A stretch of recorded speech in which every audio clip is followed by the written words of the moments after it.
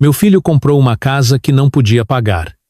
Ele me entregou a escritura como um presente e me disse que eu lhe devia o pagamento inicial. Quando eu disse não, ele entrou com um processo alegando que eu havia prometido a ele 650. Ling. O juiz olhou para mim do outro lado da sala de tribunal e fez uma pergunta que mudou tudo. Na manhã em que descobri, eu estava podando as roseiras ao longo da cerca da frente. Outubro em Coimbra é fresco e limpo. O tipo de ar que te faz feliz por ainda estar respirando. Eu estava aposentado há 3 anos então. Tempo suficiente para parar de verificar o telefone antes do café. Tempo suficiente para apreciar o silêncio. Meu filho parou na entrada em uma caminhonete que eu não reconheci. Nova, preta, daquelas com cabine estendida e pacote cromado que custa mais do que pessoas sensatas gastariam em um carro usado. Ele não estava sozinho. A namorada dele, uma mulher chamada Sofia, que eu havia conhecido exatamente 4 vezes em reuniões de família, saiu do lado do passageiro usando óculos de sol apesar do céu nublado. Larguei minhas tesouras de poda. Algo na maneira como meu filho caminhava em minha direção, aquele passo particular com os ombros para trás e o queixo erguido, me lembrou de como ele costumava voltar da escola depois de uma nota ruim, já ensaiando seu argumento antes que eu dissesse uma palavra: pai. Ele sorriu do jeito que vendedores sorriem. Temos notícias incríveis. Tirei minhas luvas de jardinagem e os convidei para dentro porque é isso que você faz. 40 anos de cortesia profissional não desaparecem só porque você se aposentou. Eu havia passado minha carreira como engenheiro civil, e antes disso, eu havia visto meu próprio pai receber cada pessoa que cruzava sua soleira com a mesma graça constante. Estava enraizado em mim. Na cozinha, meu filho colocou uma pasta na mesa antes mesmo de se sentar. Sofia permaneceu perto do balcão, rolando o celular. Nós fechamos a casa na semana passada, disse meu filho. 4 quartos, porão acabado. Ótimo bairro em Évora. Estamos trabalhando para isso há um tempo. Algo quente se moveu em meu peito. Meu filho tinha 34 anos. Ele havia passado a maior trabalhando em empregos que nunca combinavam com seu talento, namorando pessoas que nunca combinavam com seu caráter. Assentar-se parecia um progresso. Isso é uma notícia realmente boa, eu disse a ele. Eu servi 3 copos de água porque o café ainda não estava pronto. Você deve ter economizado seriamente. Ele olhou para Sofia. Ela guardou o telefone no bolso. Ele abriu a pasta e a virou para mim. Os números entraram em foco lentamente, como as más notícias sempre fazem. Preço de compra, 480 mil euros. Entrada, 40 mil euros. Pagamento mensal da hipoteca, 2.840 euros. Uma linha destacada em amarelo na parte inferior. Contribuição parental acordada, 650 mil euros. Li essa linha 3 vezes. O número não mudou. Sinto muito, eu disse. O que é isso? É o plano. Pai. A voz dele havia mudado, caindo em algo ensaiado e paciente. O tom de alguém explicando o óbvio para alguém lento. Nós fizemos os cálculos. Com suas contas de aposentadoria e a pensão, você pode cobrir a hipoteca para nós e ainda ter muito sobrando. Você sempre disse que me ajudaria a me estabelecer. Coloquei o papel na mesa e olhei para meu filho do outro lado da mesa. O menino que eu havia ensinado a andar de bicicleta nesta mesma rua, o jovem que eu havia ajudado a se mudar 4 vezes. O adulto sentado à minha frente agora, com uma linha destacada, alegando que eu lhe devia mais de $500 mil. Eu nunca disse isso, eu lhe disse. Ele se recostou. Pai, vamos lá. Sofia se aproximou da mesa, com os braços cruzados. Você tem falado sobre legado e família por anos, ela disse. O que você achou que isso significava? A palavra legado caiu como algo jogado. Eu a usei uma vez no funeral da minha esposa, há 6 anos, dizendo ao meu filho que sua mãe e eu havíamos trabalhado a vida toda para deixar algo significativo para trás. Sofia não estava presente naquele funeral. Meu filho obviamente havia repetido para ela em um contexto completamente diferente. Eu me levantei. As pernas da cadeira arranharam o chão de azulejo. Não vou pagar por uma casa que não concordei em comprar. Minha própria voz saiu plana e final. O mesmo tom que usei em 30 anos de reuniões de projeto, quando uma decisão era tomada e a discussão terminava. Acho que vocês deveriam ir. A expressão do meu filho mudou. O sorriso de vendedor desapareceu. Pai, nós já fechamos. Isso não é negociável. É apenas prático. Somos família. Essa palavra, prático, como se minhas economias de aposentadoria fossem um recurso compartilhado que eles já haviam orçado. Fui até a porta da frente e a abri. O ar de outubro entrou fresco e cortante. Meu filho pegou a pasta lentamente. Sofia já estava lá fora.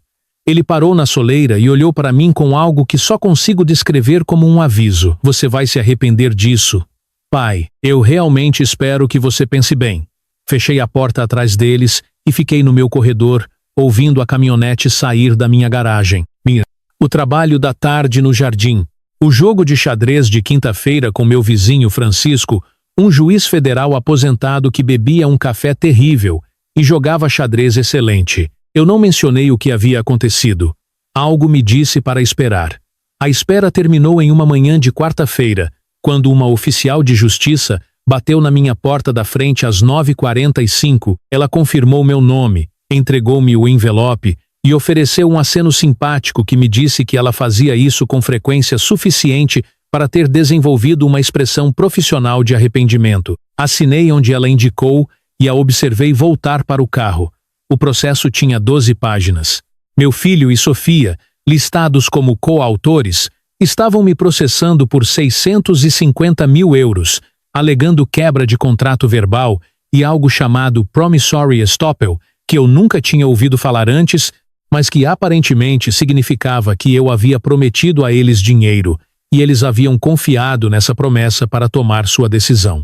A alegação descrevia uma série de conversas nos últimos 8 anos, nas quais eu supostamente havia garantido apoio financeiro para a futura moradia do meu filho. Listava 3 testemunhas, a mãe de Sofia, um amigo do meu filho que eu havia conhecido uma vez em um churrasco e um ex-colega meu chamado Daniel, com quem eu não falava há 4 anos. Li 2 vezes na mesa da cozinha. Depois, levei para minha escrivaninha no quarto dos fundos, onde eu mantinha arquivos desde antes do meu filho nascer. Abri a gaveta de baixo e peguei minha agenda. Aquela física com a capa de couro gasta que eu usava desde 1991. Encontrei o número que procurava na 3ª página, um advogado chamado Ricardo Castro, que havia cuidado do inventário da minha esposa e que tinha a qualidade específica e rara de me dizer coisas que eu não queria ouvir sem desculpas. Ricardo atendeu no 2º toque. Quando lhe contei o que estava segurando, ele ficou em silêncio por um momento. Traga hoje, se puder, ele disse. Esta tarde, seu escritório ficava no 2º andar de uma casa vitoriana convertida na Rua da Sofia, o tipo de prédio que comunicava estabilidade sem esforço. O próprio Ricardo estava na casa dos 70 anos, elegante e deliberado, com o tipo de olhos que haviam visto teatro de tribunal suficiente para nunca parecer surpreso. Ele leu o processo sem expressão. Sentei-me em frente à sua mesa e esperei. Este é um caso fraco, ele disse finalmente. Alegações de contrato verbal para valores tão grandes enfrentam sérios obstáculos sob o Estatuto de Fraudes de Portugal. Ele colocou os papéis na mesa. Mas casos fracos vão a julgamento o tempo todo se o réu chega a um acordo para evitar o processo. Eles estão contando que você esteja cansado ou assustado o suficiente para escrever um cheque. Não vou escrever um cheque. Ricardo acenou com a cabeça uma vez. Então vamos trabalhar. Ele pegou um conte-me tudo, cada conversa, cada interação financeira com seu filho desde que você se lembra, cada presente, cada empréstimo, toda vez que dinheiro mudou de mãos. Passamos 2 horas naquela mesa. Eu falava, ele escrevia. No final, sua caderneta estava cheia e ele já estava listando os documentos que eu precisaria reunir. A preparação me tomou a maior parte de uma semana. Eu sempre mantive registros, não por suspeita, mas por hábito. Da mesma forma que eu sempre verificava os cálculos estruturais 2 vezes, independentemente de quão confiante me sentia. Meu arquivo estava organizado por ano, desde 1988. Peguei todos os registros financeiros relacionados ao meu filho.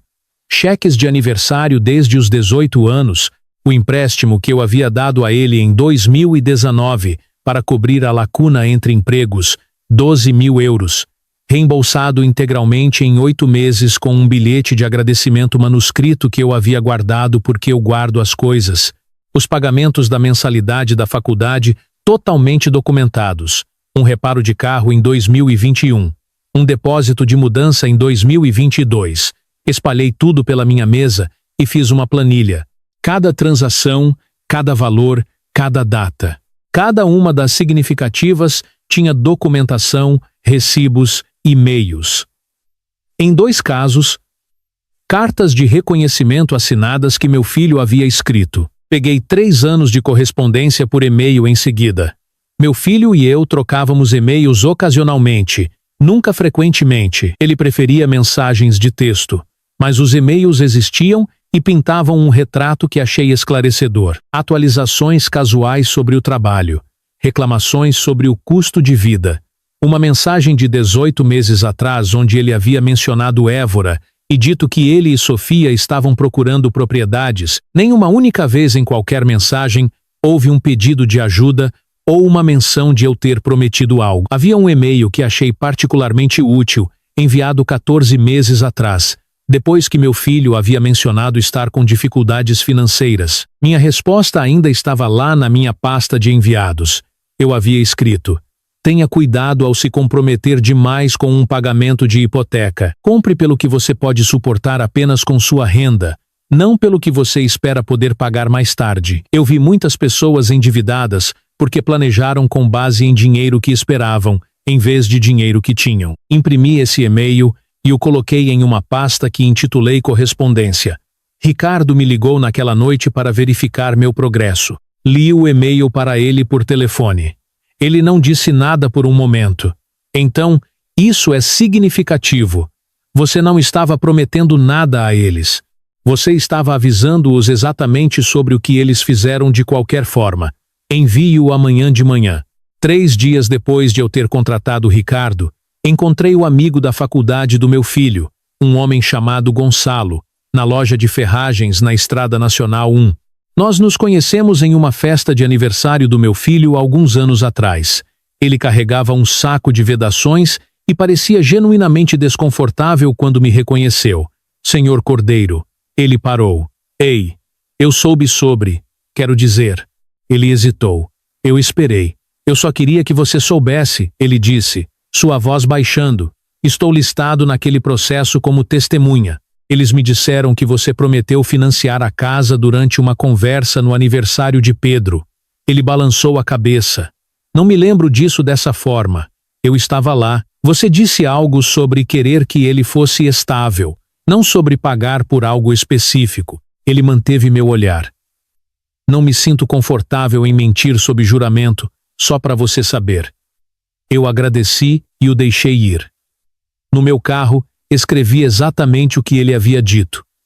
Hora, data, local. Enviei os detalhes por mensagem de texto para Ricardo naquela tarde. Ricardo ligou de volta dentro de 1 hora. Se ele testemunhar honestamente, a lista de testemunhas deles desmorona. Ele fez uma pausa. Isso me diz que eles construíram o caso presumindo que ninguém reagiria. Você já disse ao seu filho que contratou um advogado? Não. Bom, não diga. Deixe que eles descubram pela resposta formal. Ricardo apresentou nossa contestação à queixa na semana seguinte. Negamos todas as alegações. Apresentamos a documentação que eu havia reunido. Apresentamos uma reconvenção por honorários advocatícios e custas judiciais, citando o processo como frívolo e movido de má fé. Foi quando as mensagens de texto começaram. Primeiro do meu filho. Pai, isso está ficando fora de controle. Apenas converse conosco. Podemos resolver isso. Depois de Sofia, você está destruindo sua família por dinheiro que nunca gastará. Como isso faz você se sentir? Depois da mãe de Sofia, uma mulher com quem eu havia falado 2 vezes na vida. Seu filho é um bom homem, e você deveria se envergonhar de como o está tratando e ao futuro dele. Eu documentei cada mensagem sem responder. Ricardo havia sido claro que o silêncio era evidência. Cada mensagem que eles enviavam sem uma resposta minha mostrava o padrão de pressão que estavam aplicando. Cada ameaça e acusação se documentava. Meu vizinho Francisco, o juiz federal aposentado, veio jogar xadrez na quinta-feira como de costume. Eu não havia contado a ele sobre nada disso, mas em algum momento do segundo jogo, ele olhou para cima do tabuleiro e disse: "Você parece um homem carregando algo." Eu contei tudo a ele. Ele ouviu sem interromper, o que é uma qualidade que sempre valorizei nele. Quando terminei, ele moveu o bispo e disse: "A alegação de contrato verbal não vai a lugar nenhum sem documentação. O que me preocupa é se eles podem argumentar estoppel equitativo, o que significa que eles mudaram seu comportamento em função da sua suposta promessa." Ele tomou um gole de seu café terrível. "A questão é o que eles abriram mão por causa do que você supostamente disse. Eles recusaram outras oportunidades de moradia ou financeiras? Essa é a narrativa que eles tentarão construir. Pensei nisso na caminhada para casa. O que eles haviam desistido? Eles deram 40 mil de entrada em uma casa em Évora. Era dinheiro real. Mas eles fizeram isso sem me consultar, sem nenhum acordo por escrito, sem um telefonema perguntando se eu estava disposto a me comprometer com qualquer coisa. Eles simplesmente assumiram. Ricardo tinha uma investigadora particular que ele usava para casos civis. Uma mulher chamada Carla, que operava em um escritório de uma sala em um shopping, e que tinha, segundo Ricardo, a abordagem mais metódica para a documentação que ele já havia visto. Ela me ligou diretamente depois que Ricardo fez a indicação. "Quero que você entenda o que eu faço e não faço", ela disse. "Eu encontro informações que existem. Não fabrico nada. Se seu filho não tiver nada escondido, eu direi isso a você e Ricardo me deverá 2 horas. Eu a contratei." O relatório chegou 8 dias depois em um envelope simples deixado na minha porta. Abri na minha mesa da cozinha e li 2 vezes. Meu filho, descobriu-se, tinha um negócio, não seu emprego regular, que era gerenciamento de logística para uma empresa de fretes regional, um negócio paralelo, registrado 18 meses atrás como uma sociedade de responsabilidade limitada, oficialmente listado como uma empresa de consultoria em investimentos imobiliários. A agente registrada era Sofia. O negócio havia recebido 3 depósitos de investidores, totalizando 112 mil euros. 2 dos investidores eram parentes de Sofia. Um era um casal na casa dos 70 anos de Setúbal, cujos nomes eu não reconheci. Nenhum dos investidores havia recebido qualquer retorno. O negócio não havia feito nenhum investimento documentado. Os 112 mil euros haviam passado pela conta da LLC e saído novamente em uma série de transferências, algumas para a conta pessoal do meu filho, algumas para uma conta conjunta de meu filho e Sofia, e aproximadamente 38 mil euros para um processador de pagamentos associado a plataformas de apostas esportivas online.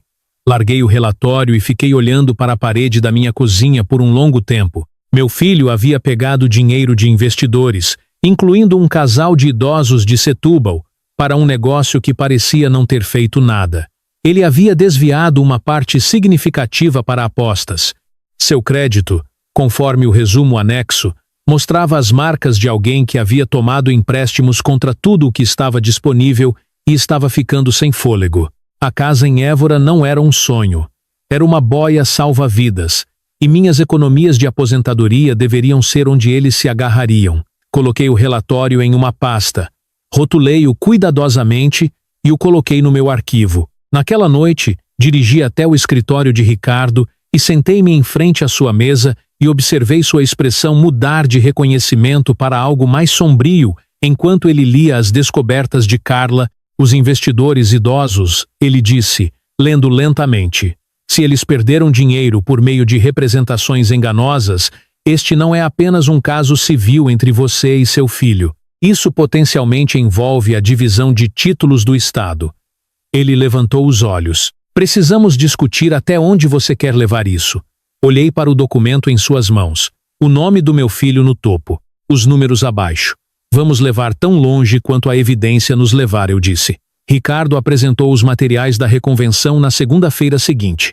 Ele incluiu o relatório de Carla como prova. Adicionou uma moção solicitando que o juiz considerasse o encaminhamento ao Ministério Público de Portugal sob o Estatuto de Abuso Financeiro de Idosos do Estado, que cobria tentativas de obter controle sobre uma pessoa com mais de 65 anos por meio de engano.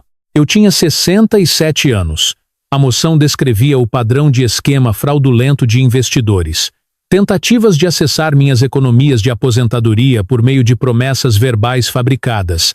Campanha de pressão coordenada por terceiros. Eram 6 páginas de linguagem cuidadosa e precisa que Ricardo havia construído com a mesma atenção metódica que eu usava em relatórios de engenharia. O advogado do meu filho respondeu dentro de 48 horas com uma carta chamando as descobertas dos investigadores de irrelevantes. Ricardo ignorou a carta. No dia anterior ao julgamento, encontrei-me com Ricardo para uma sessão final de preparação. Ele espalhou as provas pela mesa de conferência, como eu costumava espalhar mapas de locais antes de uma grande revisão. Registros bancários, correspondência, o relatório investigativo de Carla, a transcrição de um correio de voz que meu filho havia deixado 2 semanas após o início deste processo. Frustração transbordando em cada palavra, dizendo coisas sobre mim que eu havia documentado e guardado sem ouvir 2 vezes. Há uma coisa para a qual quero que você esteja pronto, Ricardo disse. Ele olhou para mim fixamente. O juiz pode perguntar diretamente se você tem um testamento ou qualquer intenção de deixar bens para seu filho. Seja honesto. Uma resposta verdadeira ali então diga isso. Será a coisa mais importante que você dirá durante todo o dia. O Palácio da Justiça de Coimbra ficava sólido em bege na Avenida da Lausanne, o tipo de edifício que comunica a permanência da consequência. Ricardo me encontrou na entrada às 8h15. Passamos pela segurança e caminhamos por um corredor que cheirava a lustração e papel. Meu filho e Sofia já estavam sentados à mesa do autor quando entramos. Meu filho usava um terno escuro que parecia recém-comprado e não caía muito bem nos ombros. Sofia sentava-se rigidamente ao lado dele, olhando para a parede distante. O advogado deles, um homem chamado Pedro, que Ricardo havia identificado como um especialista em contingência, estava arrumando papéis com a energia focada de alguém que sabia que a fundação já estava rachando. Meu filho olhou para mim uma vez, enquanto eu me sentava à mesa da defesa. Sustentei o olhar e depois desviei. Todos de pé.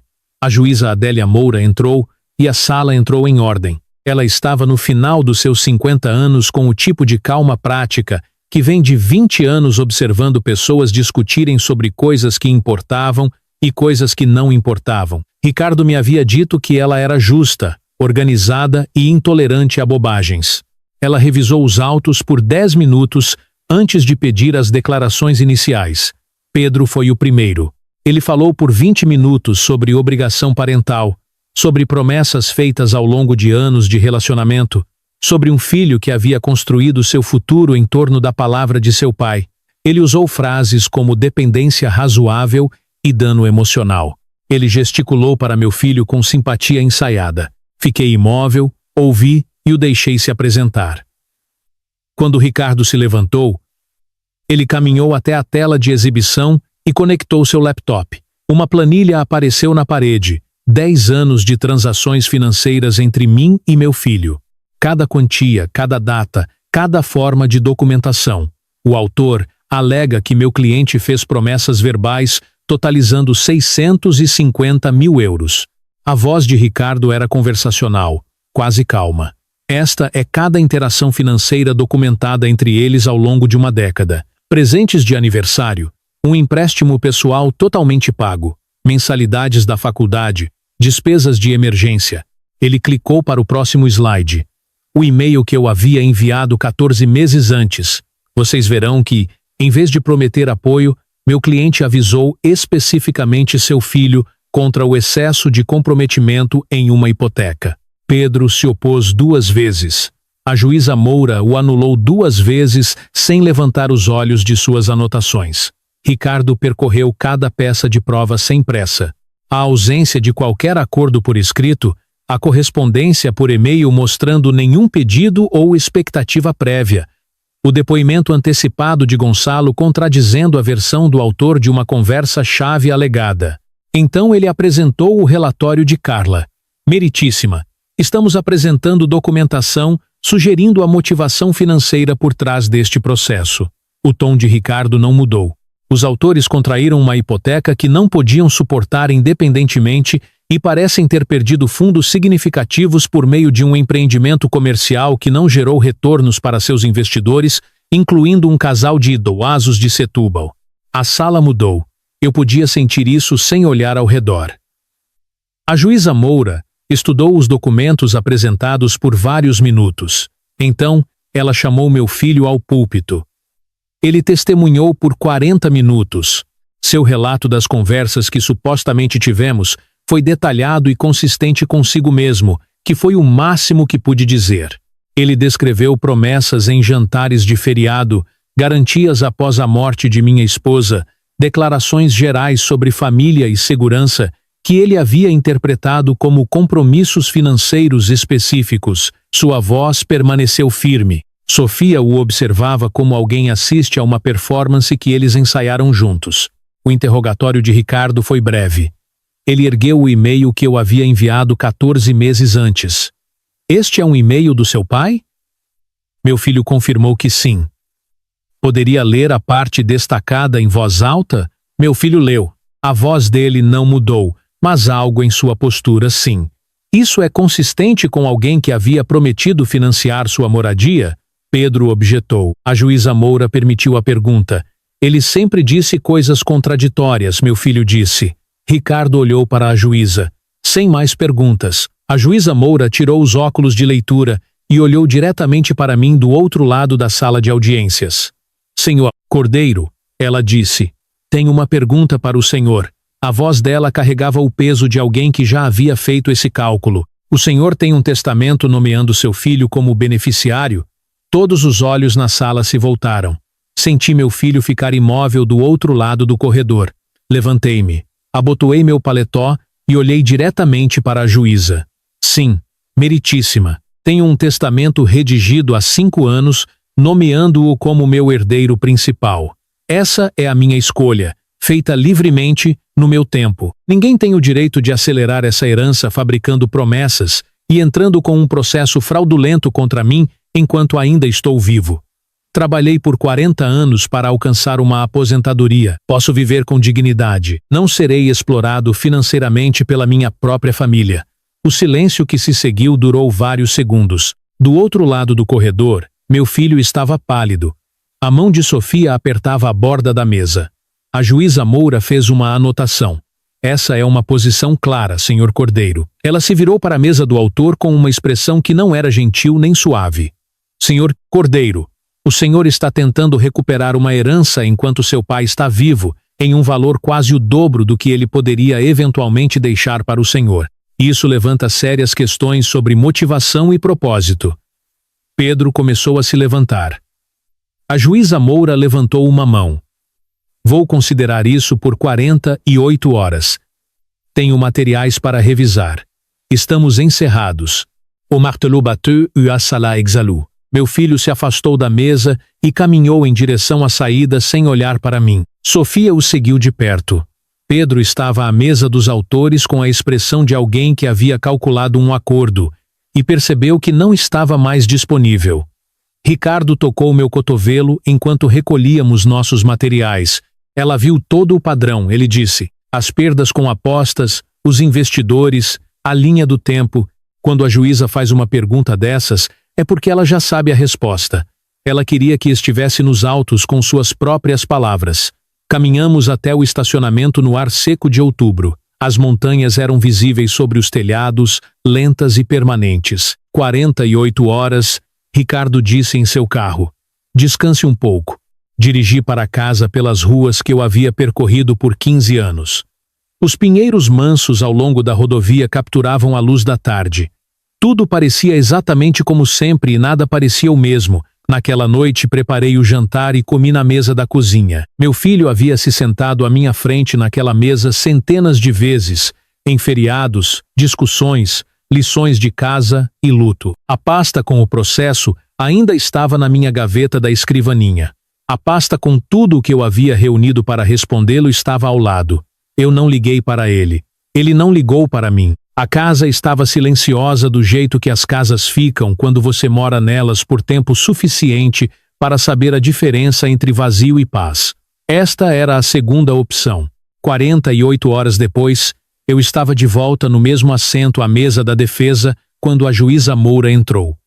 Ela abriu sua pasta, ajustou os óculos e leu sem rodeios.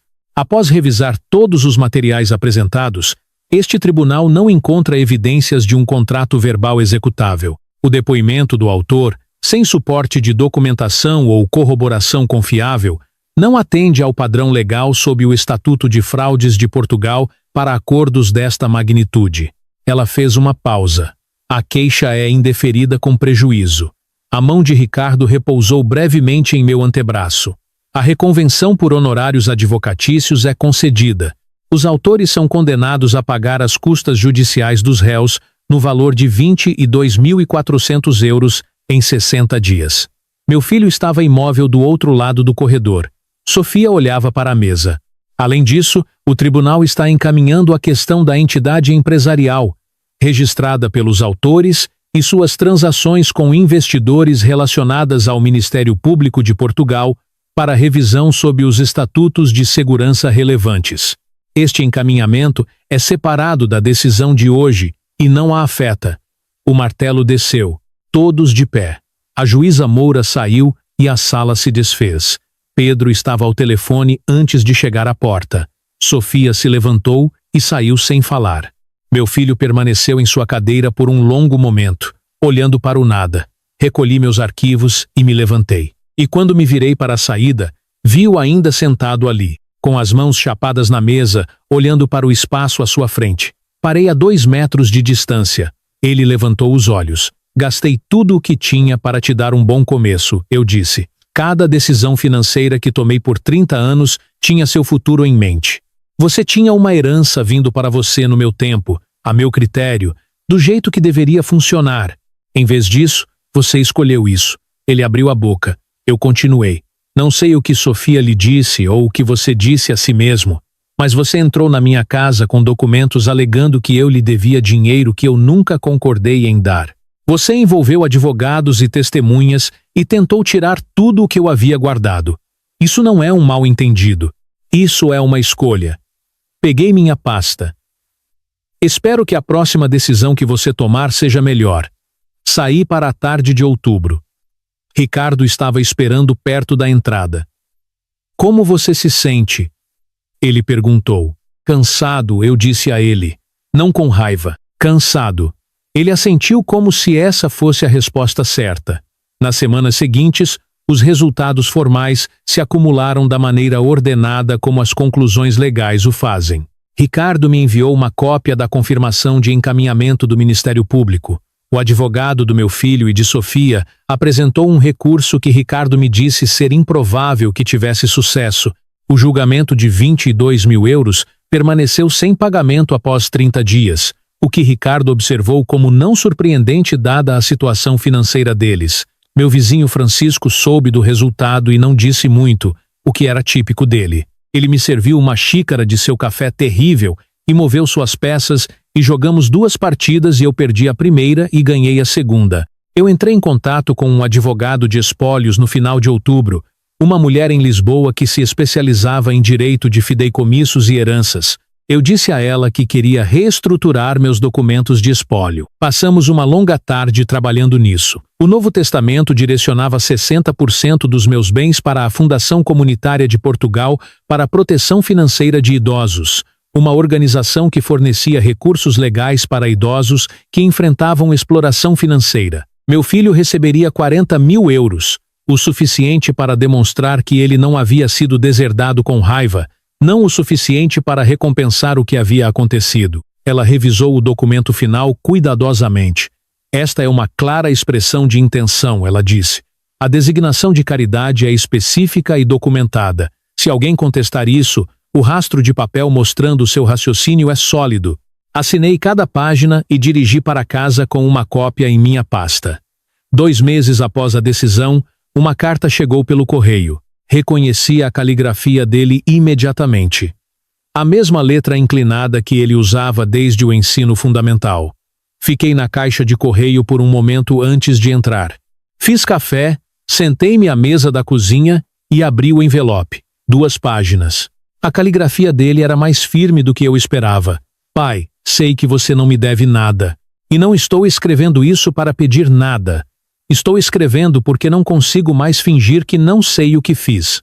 Sofia me convenceu de que era algo que você gostaria de fazer por nós se apenas insistíssemos o suficiente. Deixei que ela me convencesse porque era mais fácil do que enfrentar o que realmente estava acontecendo com o negócio e o dinheiro. E isso é por minha conta. Não estou pedindo para você me perdoar agora. Não tenho certeza se eu me perdoaria agora. Também. Só queria que você soubesse que entendo o que fiz e que sinto muito, seja lá o que isso valha. Nenhuma linha de assinatura, apenas o nome dele no final, da mesma forma que ele assinava as autorizações quando tinha 12 anos. Li 2 vezes e coloquei na mesa. Pela janela, os pinheiros mansos em meu quintal mantinham sua forma contra o céu de novembro, indiferentes e firmes e exatamente como sempre foram. Ele havia pedido desculpas. Isso era real. Ele havia assumido a responsabilidade sem torná-la condicional. Isso era diferente de tudo o que havia acontecido antes. Dobrei a carta e a coloquei na mesma gaveta da escrivaninha, onde guardava os documentos de sua infância. Seu primeiro boletim escolar, um desenho que ele fez na 2ª série da nossa casa, que não parecia em nada com a nossa casa, a carta da faculdade confirmando sua matrícula, não jogados fora, não esquecidos, arquivados, lá para o dia em que eu decidisse o que fazer com eles. Se esse dia chegasse, troquei de roupa para caminhar e amarrei meus sapatos. A manhã estava fresca e a trilha atrás da minha casa percorria 3 quilômetros de pinhal antes de voltar para a estrada. Eu a percorria todas as manhãs há 11 anos. Minha esposa a percorreu comigo pelos primeiros 4. Saí para o ar de novembro. Meu vizinho estava carregando ferramentas em sua caminhonete e acenou quando me viu. Cordeiro, não o vejo caminhando há um tempo. De volta à ativa, eu disse a ele, bom dia para isso.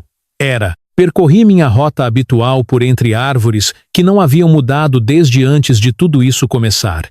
Minhas pernas se lembravam do ritmo. Minha mente se movia como faz quando você largou algo depois de carregá-lo por muito tempo. Levemente, percebendo coisas que sempre estiveram lá.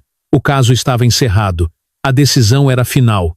Meu patrimônio estava em ordem, refletindo meus valores reais em vez de uma obrigação coagida. Meu filho havia escrito uma carta que não pedia nada. Se essa carta era o começo de algo, ou o fim de algo, eu ainda não sabia. Algumas conclusões demoram mais do que um calendário judicial para chegar. Alguns reparos demoram mais do que o dano levou para acontecer.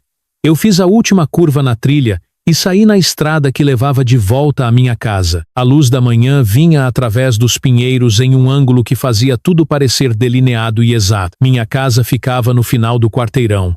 A mesma casa pequena e quitada que eu possuía desde que meu filho tinha 7 anos de idade. Subi os degraus da frente e entrei para começar o dia.